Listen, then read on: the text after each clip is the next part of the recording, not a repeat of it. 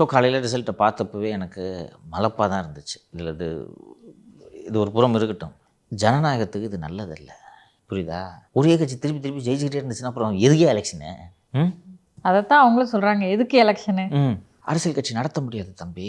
இன்னொன்று, மீண்டும் மீண்டும் ஒரே கட்சி ஆட்சியில் நடந்து கொண்டிருந்தால் அந்த ஆட்சியில் நடத்த தவறுகள் கடைசி வரை வெளியே வராது.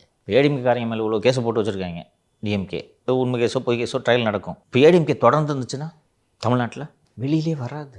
அண்ட் டெமோக்ரஸியில் ஒரு சேஞ்ச் வேணும். இப்போது எப்படித்தான் வீழ்த்துவீர்கள்? நாளைக்கு இந்த முழு ரிசல்ட் வந்த பிறகு டீட்டெயில்டு அனாலிசிஸ்லாம் வெளியில் வரும். அதுக்கப்புறம் விரிவாக எந்த பேட்டர்னில் வாக்காயிருக்கு. என்னோடய மனசுக்கு தோன்றது என்னென்னா, நான் யாதவ் கன்சால்டேஷன் ஆகிடுச்சோ அப்படின்ட்டு எனக்கு மனசுக்கு தோணுது. அதிமுக 21 தேர்தலில் தோல்வி அடைந்ததற்கு ஒரு மிக முக்கியமான காரணம் நான் 1 இயர் கன்சால்டேஷன்.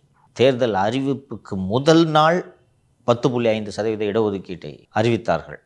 அறிவித்து ஆளுநரும் உடனடியாக ஒப்புதல் கொடுத்து விட்டார். அப்போது அந்த சமயத்தில் தான் அந்த ஒரு டாக்டர் அன்புமணியோட அந்த ஃபேமஸ் வீடியோ டேட்டோ பாய் அழுவார், ஆனந்த கண்ணீர். நார்த் தமிழ்நாட்டில் அண்ட் ஈவன் அதர் சைட்ஸில் கூட நான் 1 இயர்ஸ் பூரா கன்சல்டேட் ஆகிட்டாங்க ஒரு பக்கம்.